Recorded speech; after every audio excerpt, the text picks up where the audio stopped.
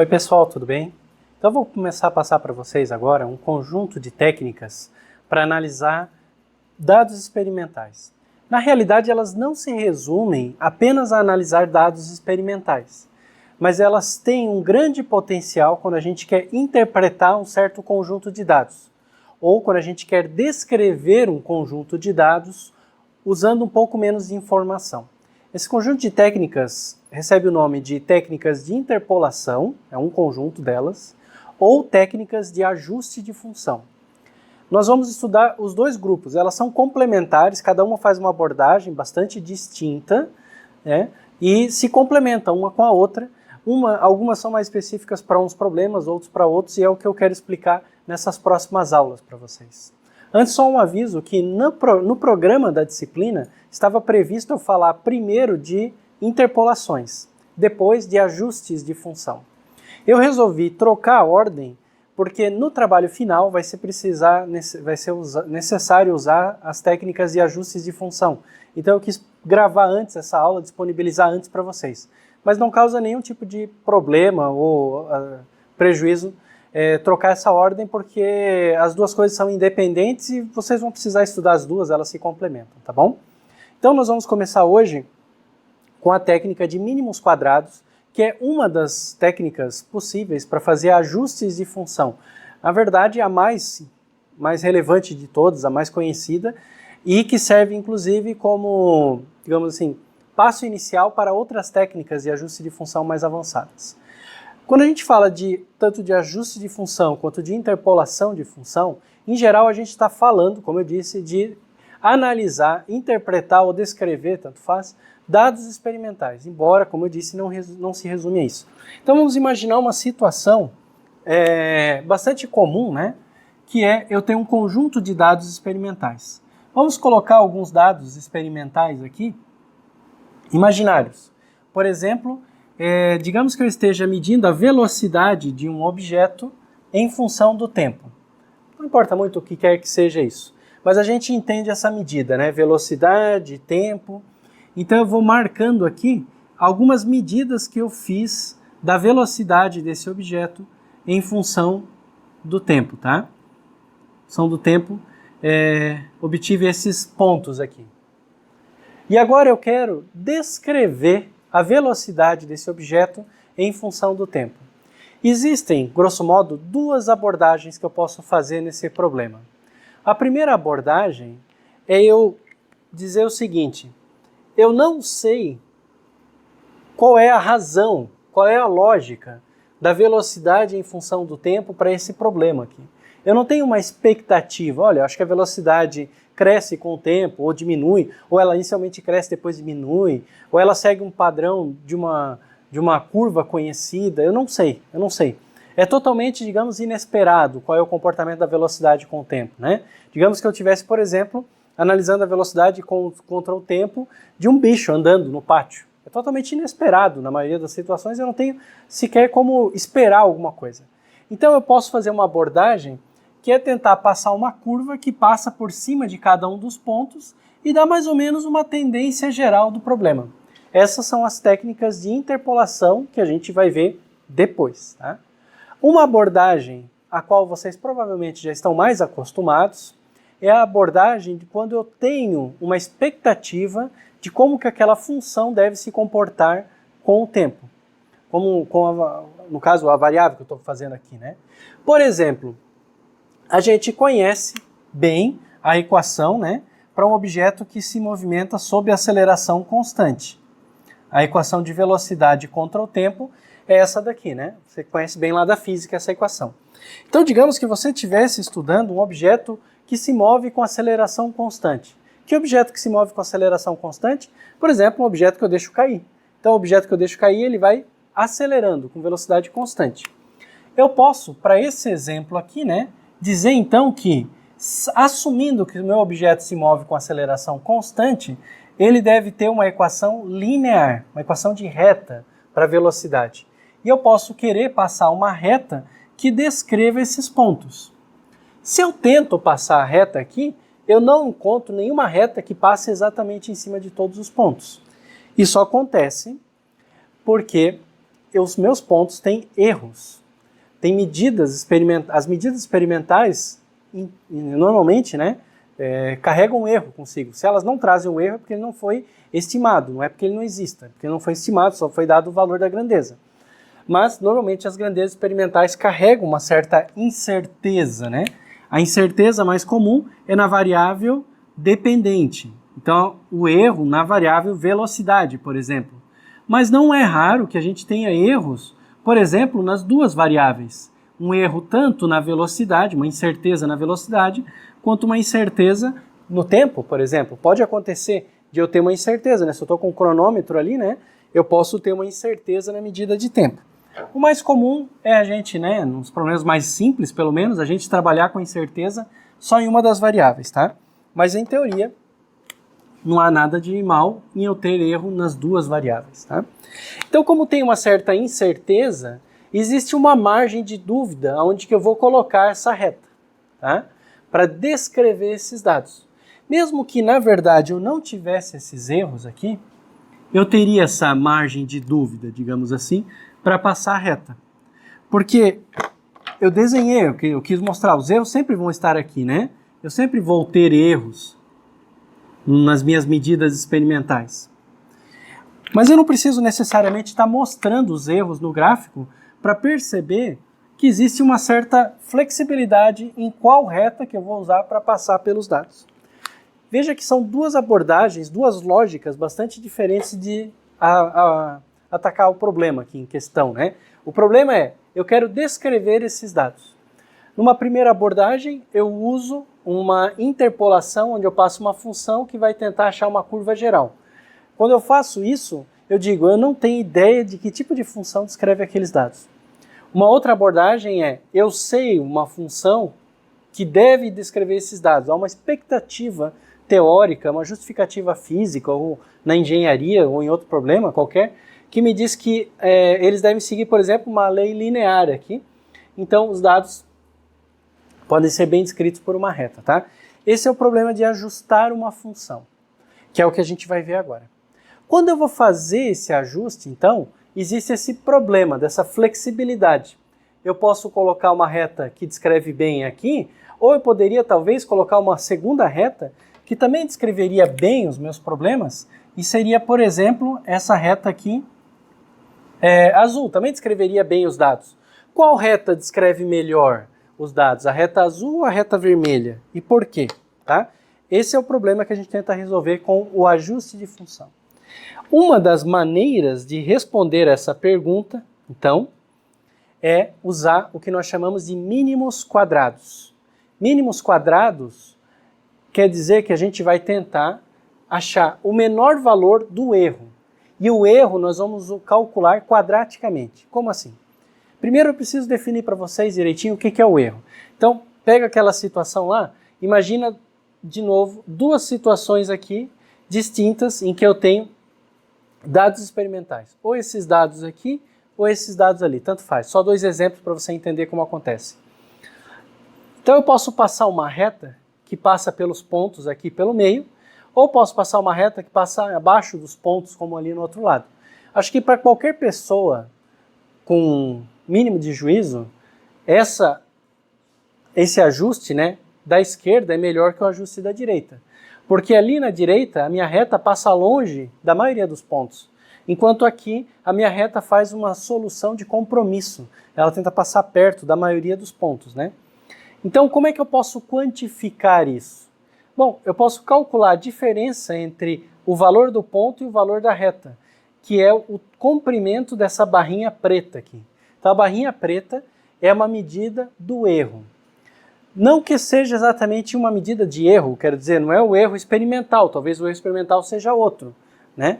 Mas é uma medida do quanto a minha expectativa teórica se afasta dos dados experimentais. Tá?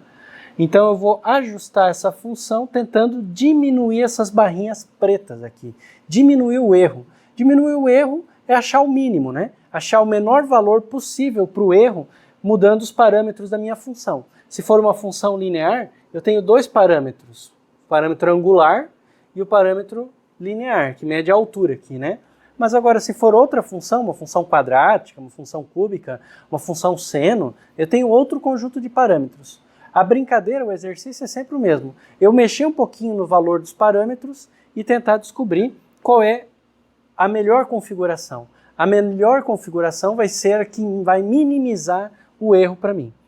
E o erro eu posso calcular de muitos modos. Como eu coloquei ali no desenho, o erro era o tamanho daquelas barras, né?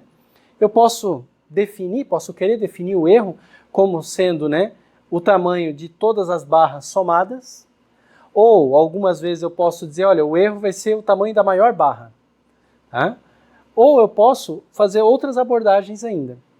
Se eu somar o tamanho de todas as barras, vai ser essa fórmula aqui.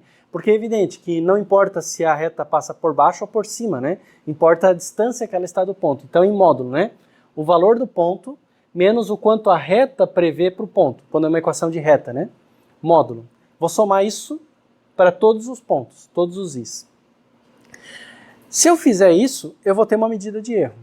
Só que não é a melhor medida de erro possível. Por quê? Porque essa medida de erro é uma função módulo. E a função módulo é uma função descontínua.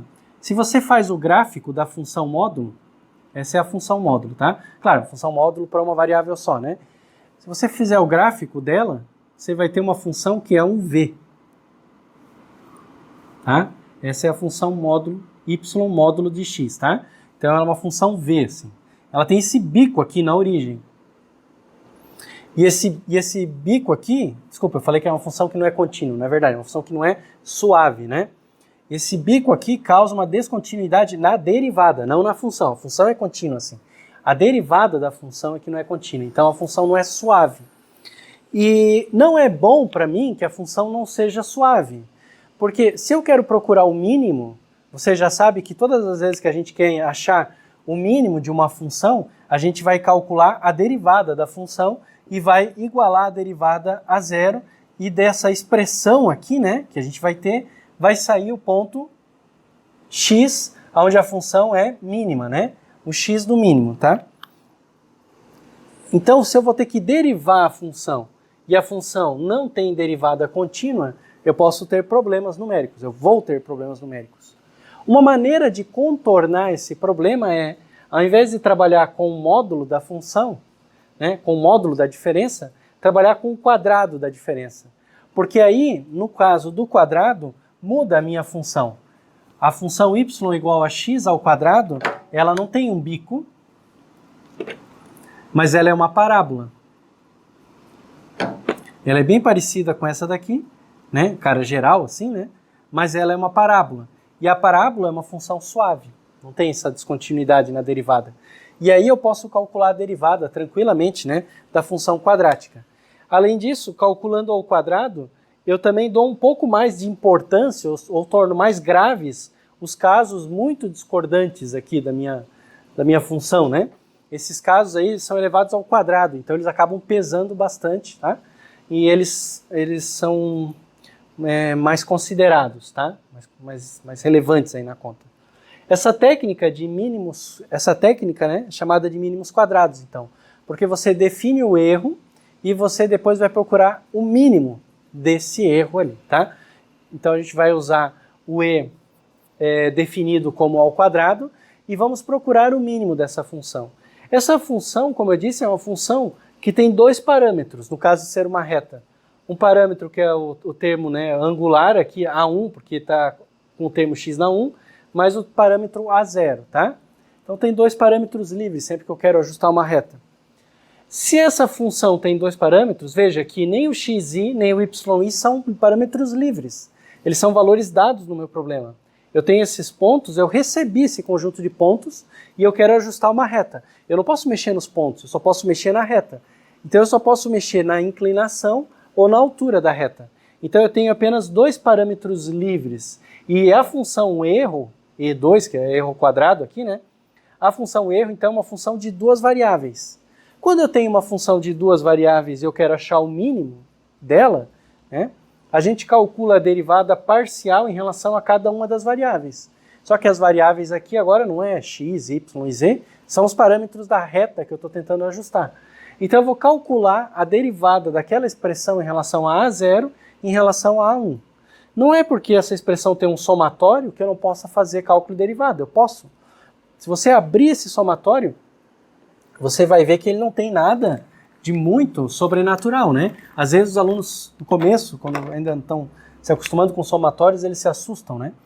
Se eu abro aquele somatório ali, o de baixo, então ao invés de ter esse somatório de y, no seu y menos a reta, né? Você vai ter y0 menos o termo, né? A1 x0 mais o A0, tá? A diferença do ponto menos esse ao quadrado, então o erro 2 vai ser, né? Isso daqui ao quadrado mais um termo igualzinho, y1 menos A1 x0 mais A0 quadrado mais quantos pontos eu tiver no meu problema. E de novo, deixa eu escrever em vermelho aqui, a sua variável nesse caso é apenas o A1 e A0, porque os pontos da função não estão em discussão, são valores dados, né? Só o que você pode é mexer na reta, não nos valores. Então, eu tenho uma expressão que ela é grande, sim, mas pode ser derivada. Nada me impede de calcular a derivada disso daqui, por exemplo, em relação a A1, né? Dá para eu calcular, vai cair o 2 lá na frente, vai ter 2 esse mesmo termo, vezes a derivada desse termo aqui, que vai ser menos x0. Tá? Menos x0. Tá? A derivada pode ser calculada. Você pode fazer isso na mão, tá? E você vai conseguir calcular essa derivada aí, tá? Então vamos abrir essas derivadas. Se você abrir as derivadas, né? Abrir as expressões aqui, você vai chegar em duas equações. Uma equação quando você deriva em relação a A0, que é essa equação de cima, e outra equação quando você deriva em relação a A1, que é a equação de baixo, tá? Então você deriva primeiro em relação a A0, você chega numa expressão. Depois você deriva em relação a 1, vai chegar na outra expressão e vai ter duas equações. E é ótimo, porque eu tenho duas equações e duas variáveis. É um sisteminha linear, onde os coeficientes do meu sistema linear são somatórios dos pontos que eu estou tentando ajustar. Então eu tenho vários pontos, eu vou calcular somatórios. Por exemplo, vou calcular a soma de todos os valores x dos meus pontos. E meu número de pontos. Todos os valores x. Depois eu vou calcular a somatória de todos os valores y dos meus pontos. Vou pegar lá os valores e vou calcular. Também tenho somatórios de termos de x ao quadrado, que não surpreende ninguém, porque está elevado ao quadrado. E tenho somatórios cruzados de x vezes y aqui, que também não vai surpreender ninguém, porque eu vou ter termos cruzados aqui também se multiplicando, tá? Então eu vou ficar com esses somatórios. Eu tenho essas duas expressões, eu fiz questão de deixar o A0 e o A1 em vermelho, para ficar bem claro que eles é que são as incógnitas. Eu quero descobrir quem que é A0 quem que é A1, tá? Então, o sisteminha linear 2x2, não preciso, poderia usar a eliminação gaussiana, mas nem preciso, né? Você pode simplesmente substituir ali, isolar e substituir, e você encontra a expressão para A0 e a expressão para A1 nesse meu problema aqui, nesse problema que a gente tem, tá? E aí você tem uma fórmula fechada para A0, uma fórmula fechada para A1, e você já encontra a expressão da melhor reta possível, a reta que minimiza o erro, onde o erro é a soma dos quadrados das diferenças. Mínimos quadrados, daí que sai o nome mínimos quadrados. Se eu tiver um outro tipo de função, não tem problema. Eu posso trabalhar da mesma maneira que eu fiz até aqui. Só que ao invés de ter uma expressão que já é a expressão da reta, eu iria ter a expressão da minha função. Por exemplo, a minha função de x0, onde a minha função vai depender de alguns parâmetros. Daí, se por exemplo é uma função quadrática, uma função seno, uma função cosseno, é uma outra função. Quando a função não é uma expressão de reta ou uma expressão de polinômio, quando eu derivar aqui, essa f' que vai aparecer, né, na regra da cadeia, essa f' que vai aparecer, ela pode ser bastante complicada e acabar necessitando de um tratamento numérico mais sofisticado. E aí que surge realmente, né, que esse problema vira um problema numérico, tá? Pode ser bastante sofisticado achar essa otimização aí que a gente chama, otimização, achar o melhor resultado possível, o ótimo do problema. Mas quando é uma reta, não, tem uma fórmula fechada, por isso que eu disse que é bastante simples, porque aplicar fórmulas fechadas é trivial, né? Mas tudo bem.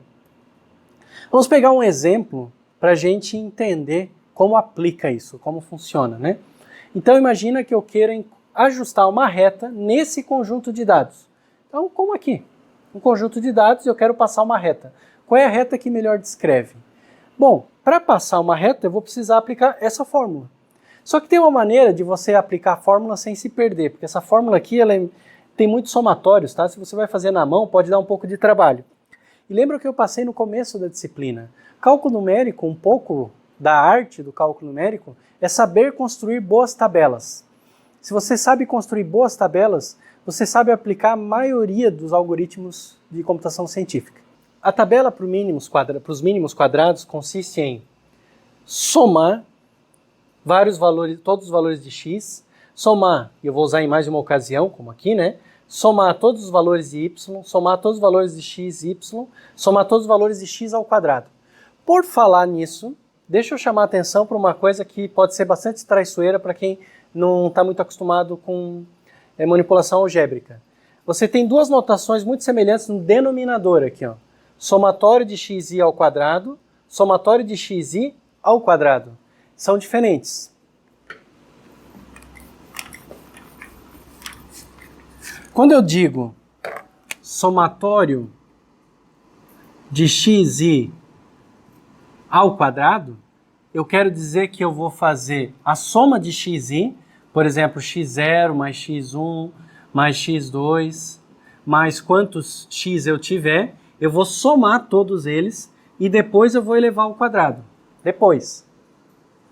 Digamos que x0, x1, x2 sejam os números naturais aqui mesmo, né? Então 0 mais 1 mais 2 mais quantos eu tiver ao quadrado aqui, né? Digamos que eu só tenho esses aqui, vai dar 3 ao quadrado, que é 9.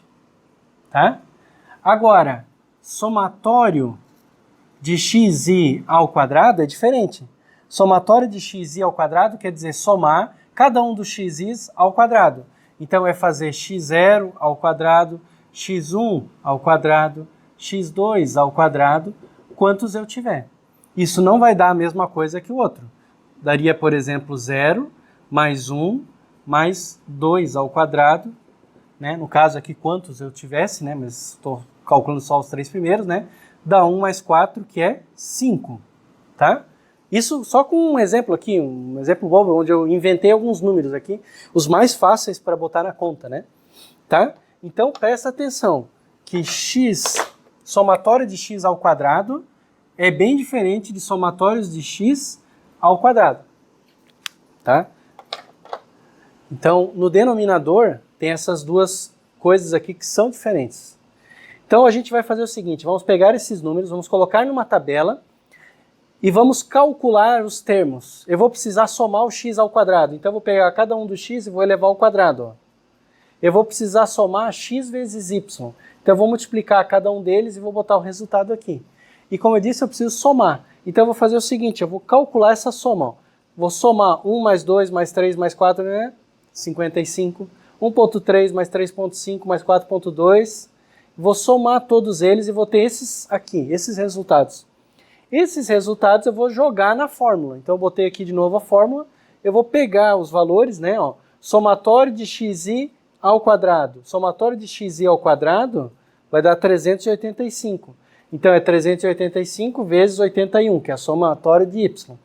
E eu jogo ali e eu vou obter os valores dos coeficientes A0 e A1, que são a reta de melhor ajuste para aqueles dados. Se você fizer o gráfico dos pontos da tabela, junto com a reta, você encontra esse gráfico ali. E você vê que realmente a reta descreve bem aqueles pontos que a gente tem ali.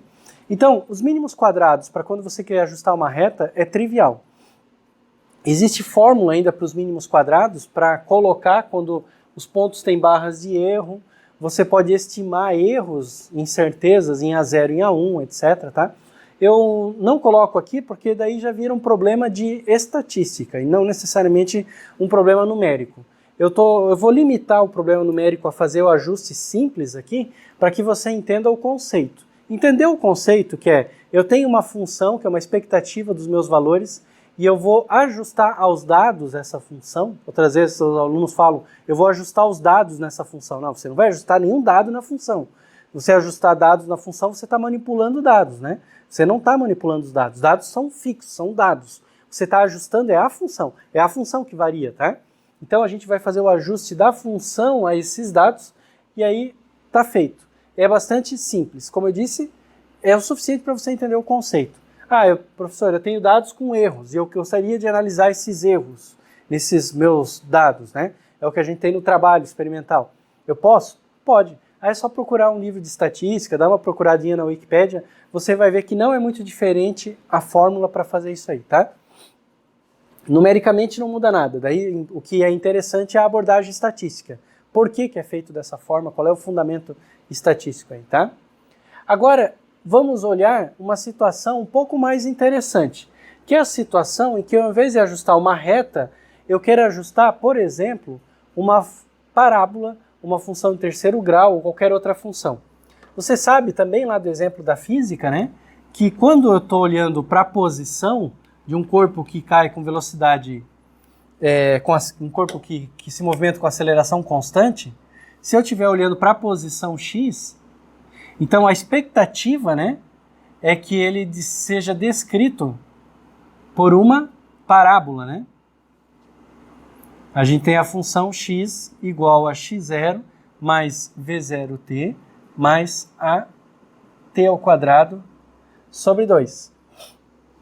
Então, se eu estivesse olhando para a posição do meu objeto ao invés da velocidade, eu não iria ajustar uma reta, mas eu iria tentar ajustar uma parábola para descrever esses dados aqui, né?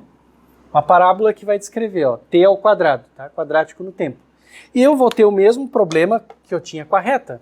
Eu posso ter várias parábolas que aparentemente dão bons resultados aqui no meu ajuste, tá? Posso ter mais de uma parábola legal para ajustar. O meu interesse é qual é a melhor parábola. De novo, eu vou precisar definir o termo melhor, definir matematicamente. No caso, para a gente, melhor é a função que minimiza o erro quadrático, por isso mínimos quadrados. Então vamos repetir o mesmo procedimento que a gente tinha antes. A gente vai pegar agora, ao invés de uma equação de reta, uma equação de um polinômio de grau n. A gente vai usar o polinômio de grau n sempre assim, ó, a n, x na n, a n menos 1, x na n menos 1 até a zero. Então o n é o mesmo grau da potência. Então o polinômio de grau 2, a gente vai escrever assim, olha, P2 de x vai ser A0 mais A1x mais A2x ao quadrado. E deixa eu já chamar a atenção para você de uma coisa interessante numericamente. Quando eu for calcular um polinômio numericamente, é interessante fatorar esse polinômio. Ao invés de calcular o polinômio dessa maneira, eu vou calcular o polinômio assim, olha. A0 mais x que multiplica A1 mais x que multiplica A2. Se você abrir essa expressão, vai ver que é a mesma que tenho aqui.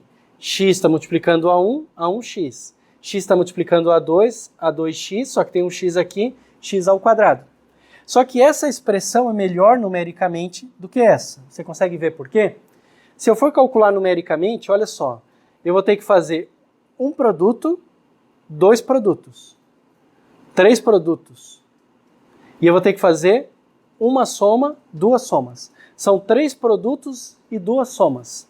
Se eu for calcular numericamente isso aqui, vai ser um produto, uma soma, um produto de novo e uma soma. Então eu tenho um produto a menos nessa fatoração.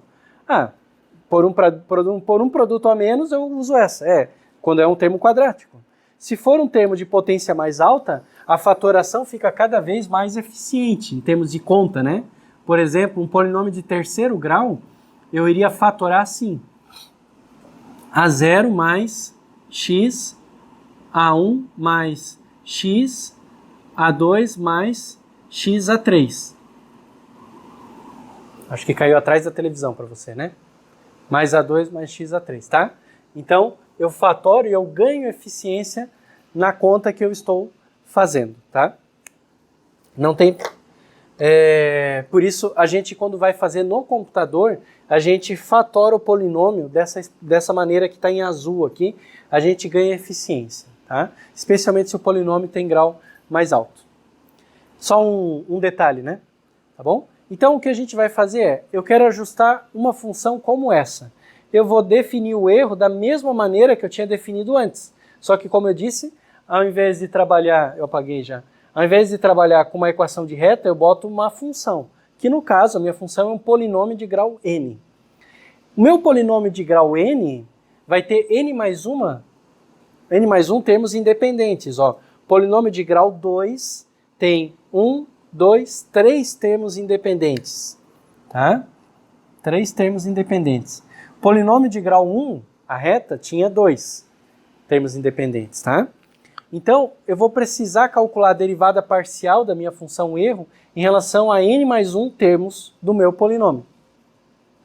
Ao fazer isso, eu vou ter todas as equações aqui contendo aqueles meus termos independentes, né? Então eu vou ter um sistema linear de equações. Olha só, eu derivei em relação a 0, em relação a 1, em relação a 2, até o AN, tá? Quando eu derivo em relação a cada um deles, eu ganho uma equaçãozinha. A gente fatorou igual fez com linear. Você parar para olhar com atenção aqui, você vai perceber várias coisas. Primeiro, você vai perceber que todas as equações têm os termos que a gente quer encontrar. Essas são as variáveis, né? Os coeficientes do meu sistema linear são somatórios. M aqui não está escrito como somatório, é o número de pontos. Mas o número de pontos também é um somatório, né? Se você parar para pensar...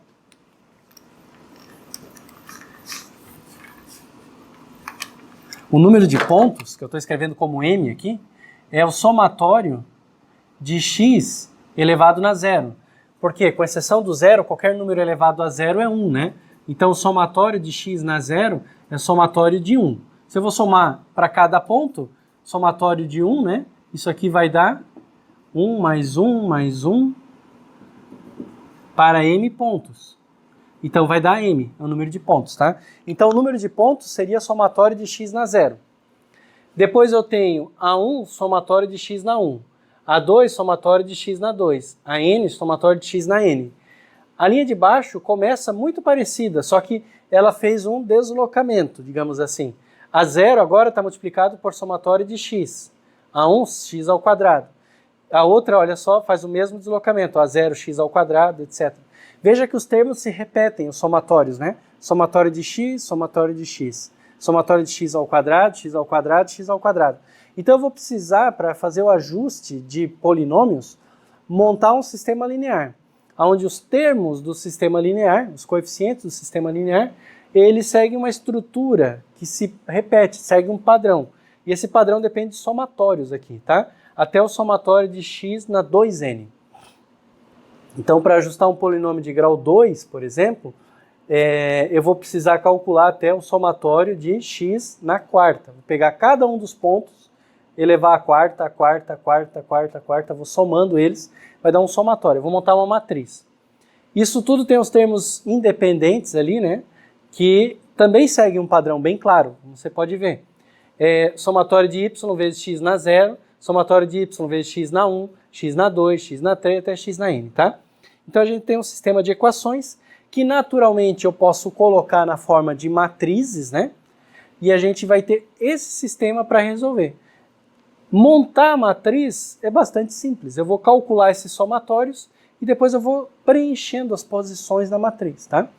Não preciso fazer um laço refazendo somatório para cada posição, porque alguns somatórios se repetem, né? Alguns se repetem bastante, né? X na 3, por exemplo, x na quarta, aqui depende do tamanho do meu sistema, tá? E aí depois eu vou jogar isso em algum algoritmo que resolve sistemas lineares. Qualquer um dos algoritmos que a gente tenha estudado, você joga lá para achar a resposta dos sistemas lineares. Como em geral o ajuste de polinômios não é um polinômio, você não vai ter um polinômio de grau 1000 para ajustar os dados, né? É meio absurdo isso. Então, como em geral o ajuste de polinômios considera um grau baixo, por exemplo, grau 2, os sistemas não são muito grandes. A eliminação gaussiana está mais do que boa. Outro detalhe que talvez você já tenha percebido é que essa fórmula que a gente achou vale para a reta também. No caso da reta, eu só vou ter dois termos independentes. Então, o meu sistema não vai ter essas outras linhas e outras colunas. Eu vou ficar só com essa expressão, A0, A1, somatório de y, somatório de xy, que é exatamente igual ao que a gente tinha antes, né? Então eu tenho essa expressão aqui, ó, é exatamente igual ao que a gente tinha para o caso da reta.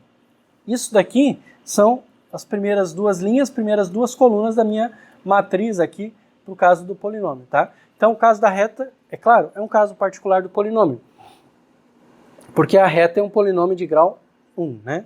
Onde eu tenho dois termos independentes.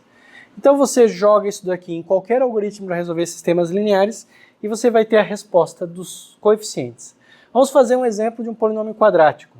Então, para um polinômio quadrático, a matriz que eu vou ter que montar, polinômio quadrático, você lembra? Polinômio quadrático tem 3 termos para serem ajustados. 3 termos para serem ajustados, a matriz é 3 por 3, porque tem 3 variáveis. Então vai ser essa matriz aqui, ó, um polinômio quadrático. 3 linhas, 3 colunas. Os 3 termos, A0, A1 e A2, tá? Você precisa calcular todos esses somatórios, montar o sistema linear e resolver. Então é isso que a gente vai fazer. Vamos montar esses somatórios, né? Calcular a soma de x, x ao quadrado, x ao cubo, x à quarta, somatório de y, somatório de x vezes y vezes x quadrado, tá? E vamos montar o sisteminha linear. Então aqui a equação do sisteminha linear, aquele pedacinho lá com esses somatórios. 5 é o número de dados que eu tenho. Eu resolvo isso daqui, eu obtenho A0, A1 e A2, que vão dar o melhor ajuste possível para aquele conjunto de dados. Então, como eu disse, é a aplicação de fórmula. A gente tem que entender o conceito, definir o erro, procurar o mínimo do erro, calculando aquela derivada, aí vai me dar um sistema linear bem direitinho para a gente resolve o sistema com o algoritmo que a gente achar mais interessante e pronto, tá aí a resposta, tá bom? Como eu disse antes, a gente fez para um polinômio, a gente pode fazer isso para qualquer função. Só que, quando eu calculo para uma função qualquer, eu vou ter, multiplicando aqueles termos dos somatórios, várias derivadas. E essas derivadas podem ter expressões complicadas para isolar os coeficientes, tá? E normalmente tem. E aí é que entra uma parte mais sofisticada do cálculo numérico. Aí são várias técnicas diferentes. Não faz parte desse curso, que é só uma introdução, eu explicar essas técnicas, mas existem várias técnicas para a gente tentar resolver um problema que fica bastante complicado, bastante cabeludo, tá? Uma maneira, digamos assim, espertinha de resolver o problema quando a função não é uma função polinomial, ou de reta, que é um caso particular, é fazer o que nós chamamos de linearização. A linearização ela não funciona bem sempre, mas ela funciona bem quando eu tenho expressões que são simples e que podem ser transformadas em expressões de reta ou de polinômio. E eu tenho dados que seguem muito de perto essas expressões. Em particular, tem duas expressões que são muito importantes para a física e para a engenharia, que é o que a gente chama de lei exponencial e lei de potência. A exponencial é ter uma constante vezes uma base elevada a um certo x, né? Multiplicada por um número. A lei de potência é ter uma constante vezes o x elevado a um número. Então, numa eu tenho um número elevado a x, 2 na x, 3 na x, o número e na x, 10 na x. Na outra eu tenho o x elevado a um número, onde esse número a ali pode ser um número real. Raiz quadrada, por exemplo, se enquadra ali com a igual a 0,5. Tá? Eu posso ter x elevado a qualquer número. Isso é chamado lei de potência. Essas duas expressões são muito importantes na física e, por consequência, na engenharia, né, que aplica a física, né, porque elas são soluções de muitas equações, muitos problemas de física. Tá? Então são soluções naturais para vários problemas de física e, consequentemente, problemas de engenharia. Então é muito comum a gente ter ter dados que são descritos, por exemplo, por exponenciais. Vocês todos devem ter acompanhado, né? A menos alguém que tenha chegado agora de Andrômeda, o Covid, né? Então, vocês sabem que no começo da pandemia, num certo local, ela segue uma curva quase exponencial, que é o que apavora muitas pessoas, né? Porque ela começa a crescer exponencialmente, ou seja, crescendo muito rápido, né? Então, se você pegar o número de pessoas infectadas em função do tempo, ela segue uma curva exponencial, como essa daqui, tá? Se você pegar a pandemia com o passar do tempo, ela já não segue exatamente uma exponencial. À medida que ela vai contaminando mais pessoas, né, o vírus vai contaminando mais pessoas, a taxa de transmissão cai e aí já não segue uma curva exatamente exponencial. E aí você consegue descrever uma parte da curva com uma lei de potência, que não cresce tão rápido quanto uma exponencial. A exponencial é a função que cresce, uma das funções que cresce mais rápido, que a gente costuma usar aqui no cálculo, na física, né? Existem outras que crescem mais rápido que a exponencial, mas a exponencial é uma das que cresce mais rápido. A lei de potência não cresce tão rápido, tá? Então vários fenômenos são modelados, digamos assim, por essas expressões. Então digamos que você, como muita gente fez, pegou os dados da contaminação da Covid e tentou fazer um ajuste para saber quando que ela ia matar todo mundo no Brasil, né? Muita gente fez isso e deu umas respostas bastante erradas aí, porque a pandemia não segue sempre a exponencial, ela é exponencial no começo. Depois que contaminou muita gente, como eu disse, ela deixa de ter o crescimento exponencial. Então, digamos que você também no começo tenha feito esses ajustes exponenciais aí, tá? Como é que você faria? Você ia pegar o conjunto de dados, o número de pessoas infectadas ao longo do tempo, e ia tentar ajustar uma função exponencial. Então, aqui, Nzão é o número de pessoas infectadas, pode ser o número de pessoas mortas também, né? Como a mortalidade é um percentual do número de pessoas infectadas, 0,1%, 1%, é uma fração fixa, mas aproximadamente fixa, tanto faz você fazer o gráfico do número de infectados quanto de mortos, nesse caso teórico aqui, tá? Então, esse número, ele vai ter um comportamento, como eu disse para vocês, exponencial. Vai ser em função do tempo, ele vai ter uma certa taxa, que você pode chamar, né, multiplicar por um certo número A aqui, tá? T vezes A. Então você vai tentar descobrir qual é o melhor valor do N0 e do A para descrever essa curva. Claro que agora, nesse contexto, eles mudam de significado. N0 é o valor do número de pessoas infectadas ou mortas ou qualquer outra coisa no tempo zero, né? E A, porque se você coloca T igual a zero aqui, né, vai dar N0. Então você tem que começar um tempo zero aqui, que naturalmente não é um tempo zero, né? Normalmente a gente começava no momento em que havia uma certa contagem mínima para ter estatística. Detalhes e ajustes aí de estatística que não são problemas numéricos propriamente dito, problema de estatística. E A é a velocidade com que a coisa se desenrola aqui, cresce, tá? Então se você tentar fazer esse ajuste, você vai fazer o quê? Você vai tentar criar a função erro. A função erro vai depender do N0 e do A, tá? E ela vai ser a somatória da diferença entre os valores dos dados experimentais, que você pegou lá no DataSUS, menos o número de infectados por uma certa data, tá? Então, eu vi aqui a expectativa, né? Por uma certa data, por uma certa data, por uma certa data e assim por diante. O problema é derivar isso daqui, porque esse n é uma função exponencial, e a derivada da exponencial é a própria exponencial, então você vai ficar com uma exponencial ali dentro que você não consegue isolar. E você precisa isolar porque você tem que tirar o a de dentro da exponencial. E você não vai conseguir fazer isso. Então você vai ficar trancado. Pode tentar fazer a derivada e isolar o a, você não consegue, você fica trancado no problema, tá? Fica com várias posições de a. E aí que eu disse que existem técnicas numéricas para calcular isso daí. Uma alternativa que a gente faz, tá, é adaptar essas funções aqui. Como é que a gente adapta essas funções? A gente faz o que nós chamamos de linearização das funções. Transformamos as duas equações em retas. Isso nem sempre funciona bem, eu expliquei antes ali quando que funciona bem, tá? Mas na maioria dos casos que a gente analisa, funciona bem porque os dados são descritos bem por essa função. Então a gente vai transformar em reta calculando logaritmos. Os logaritmos servem para tirar as coisas das potências. A gente precisa tirar essas variáveis aqui das potências, do que está lá em cima, tá? E jogar para baixo, digamos assim. Então calculamos o logaritmo dessa expressão ou dessa expressão. Calculo o log, o ln no caso, né? Dos dois lados. Então vai dar ln de y, ln disso tudo, ln do produto é a soma, e ln de e a na x é só o a na x, né?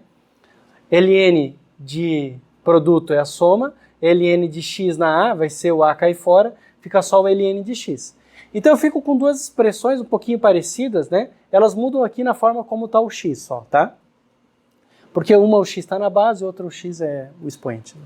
Então só um detalhezinho. O que eu faço é transformar essas equações fazendo uma mudança de variáveis, muito parecido com o que a gente faz em integração, uma mudança de variáveis para transformar essa expressão numa equação de reta, que tem um coeficiente linear e um coeficiente angular. Então eu vou redefinir a variável. No caso, onde tem ln, eu chamo de uma letra maiúscula. ln de y, eu chamo de y maiúsculo. ln de bzinho, b maiúsculo. Aqui não tem ln, fica ax. Aqui na outra expressão da lei de potência é um pouquinho diferente. ln de y, ln de b, a, ln de x, tá? E veja que eu fiquei com uma equação de reta, igualzinho uma equação de reta. Só que com um detalhe. O meu y não é mais o y, é o ln dele. O meu b não é mais o b, é o ln dele. E no caso da lei de potência, o x não é mais o x, é o ln do x. Fora isso, eu tenho uma expressão de reta. E aí eu posso ajustar uma equação, que melhor descreve, para essa reta. E depois voltar para o valor original. Vamos ver como é que eu faço isso. Vamos pegar um exemplo. Vamos pegar um exemplo aqui. Eu peguei do livro, mas você podia, como eu disse, você pode inclusive, pega os valores de Covid aí de algum lugar que você encontra no começo da pandemia. Depois ela satura, não serve. Mas no começo da pandemia, quando ela está crescendo igual uma louca, né? A pandemia crescendo, crescendo. Pega os valores de Covid e faz isso que eu vou fazer aqui. Você vai pegar e ajustar a função exponencial. Então eu vou pegar os valores dos dados e vou montar uma tabela. Uma tabela onde, ao invés de y, vai ter a ln do y, tá? E o x vai ser o próprio x, não vai mudar. Então eu vou montar essa tabela. Peguei os meus dados e calculei o ln do y. Pega a calculadora e calcula ln de 5.10, vai dar isso daqui, tá? Claro, eu não posso ter y's negativos e nem y's iguais a zero, mas quando se trata de exponencial, não acontece isso, né? Exponencial é uma função que sempre está crescendo e normalmente ela não tem termos negativos, só em alguns casos particulares, mas aí a gente pode só fazer um deslocamento, não interessa aqui muito. Calcula esses ln's. E agora, gente, eu vou fazer o ajuste da função linearizada. Então eu vou fazer o seguinte, eu vou chamar a função para ajustar a reta, só que ao invés de eu passar o somatório dos y's, eu vou passar o somatório dos ln's de y, porque eu linearizei a equação. Ao invés de multiplicar x por y, eu vou multiplicar x pelo ln de y, e eu vou somar isso aqui para passar, tá bom? Então eu só vou trocar a grandeza. Eu fiz uma mudança de variável. Eu vou jogar lá no somatório, só lembrando que ao invés de yzinho eu tenho o yzão, que são os ln's, e eu vou calcular as grandezas, o a e o b. O a era o mesmo. Quando eu fiz a linearização da exponencial, o a era o próprio a que estava na expressão. Mas o bzão não é. O bzão é o ln, daquele bzinho da expressão. Então, o que eu vou fazer é o seguinte, eu encontrei o bzão, porque eu trabalhei com y grande. Encontrei o bzão, vale y. Agora o bzinho vale e elevado ao valor do bzão. Tá? De onde que eu tirei isso? Da própria definição de ln. Ó, se bzão foi definido como ln de bzinho, tá? Aqui eu defini, ó. Bzão é o ln de bzinho, ou ln de bzinho eu chamei de bzão. Então, eu posso calcular o bzinho. O bzinho vai ser inverter essa função. Então, bzinho vai ser e elevado a bzão. E é o Bzão que eu encontro ao fazer o ajuste, porque eu usei os valores linearizados dos meus dados. Então eu encontrei o Bzão naquela fórmula, 1.122. Aí eu calculo E elevado a 1.122, dá 3 e alguma coisa. Quando você faz o gráfico, Bzinho, E elevado a vezes X, você encontra a expressão exponencial exatamente que a gente queria encontrar, tá? Então a gente faz uma malandragem, a gente lineariza a equação mudando as variáveis, faz um ajuste de reta, pega os coeficientes da reta ajustada e calcula os coeficientes da exponencial. Para a lei de potência é exatamente a mesma coisa. Então, quando você for escrever o seu programa para fazer o ajuste, você vai escrever um programa que faz ajuste de reta, você vai escrever um programa que faz ajuste de polinômio. Você pode até usar o mesmo programa de polinômio para fazer o ajuste da reta, só ele não vai ser muito eficiente, porque na fórmula da reta a gente já tem a fórmula final. Depois você vai fazer um programa que faz o ajuste de uma exponencial. O usuário dá os dados da exponencial para você, tá? A curva exponencial para você, isso aqui. Você vai calcular os LNs e fazer os somatórios modificados, passando depois, né? Vai calcular os LNs do y e vai passar para a função de reta os valores de x, os valores do ln de y. A função de reta não sabe que aquilo são ln's e y, são valores. Ela vai ajustar um parâmetro linear e um parâmetro angular. E aí você vai simplesmente alterar o parâmetro linear, tá? Que é o b. Quando ela retornar para você, você altera calculando a exponencial, né? Daquele valor que ela te retornou. E aí você já tem a expressão da exponencial. Então o cálculo da linearização ele é bastante fácil e reaproveita todo o teu código do cálculo de reta. Numa lei de potência é a mesma coisa, tá? Então eu nem botei um exemplo aqui. Só que na lei de potência, além de calcular os ln's dos y's, você vai precisar calcular os ln's de x também nessa tabela lá. Então você vai ter na coluna aqui, né? Além da coluna dos y grandes, uma coluna de x grande. E vai calcular todos os somatórios para x grande e y grande. Esses dois aqui ficam inutilizados, digamos assim, foram usados só para calcular os ln's. Tá bom, pessoal? Então fica agora para vocês implementarem esses programas. Assim como eu já fiz com os outros algoritmos, eu vou gravar um vídeo descrevendo os programas. Eu vou dar o programa para você e vou descrever. Mas eu sugiro que você tente primeiro escrever sozinho esses programas para ganhar prática, tá bom? Um abraço.